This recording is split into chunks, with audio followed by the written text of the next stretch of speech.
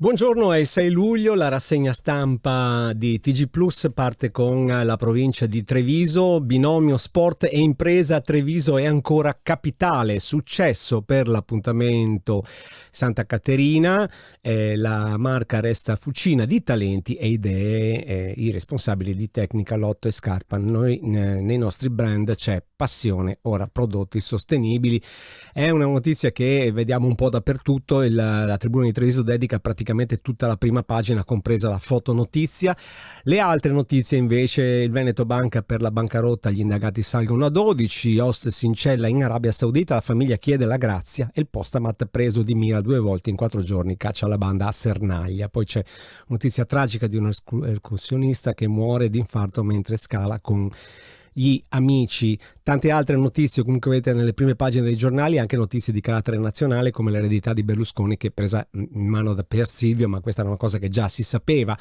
Andiamo a vedere invece su Gazzettino: Giorgetti all'ABI, alleviare il carico per le famiglie, intesa Unicredit siamo pronti, più tempo per pagare i mutui. Ma Pattuelli dice si può fare solo con chi paga regolarmente, ma allora non si capisce poi dove venga data una mano a qualcuno che è realmente in difficoltà. Visco, cautela sui nuovi rialzi. Ancora si parla del Mose, le paratie meglio del previsto, test per i costi di manutenzione e l'allarme: tra pochi anni in Friuli non si scierà più, lo zero termico sempre più in alto. Questa è una notizia molto preoccupante e dedica il Gazzettino anche la fotonotizia. Serie A senza respiro, primo derby alla quarta giornata, già si parla di calcio. Andiamo al Corriere e andiamo a vedere che cosa scrive. Sotto il salario minimo in 450.000, se la proposta di 9 euro all'ora fosse approvata, in Veneto riguarderebbe un dipendente su 4 addirittura, insomma, tanta roba. Il trenino capovolto, l'autista indagato e messo a riposo, Rebellin investito. Si parla ancora di quella tragedia, il camionista a lungo vicino al suo corpo. È stata trovata anche questa notizia.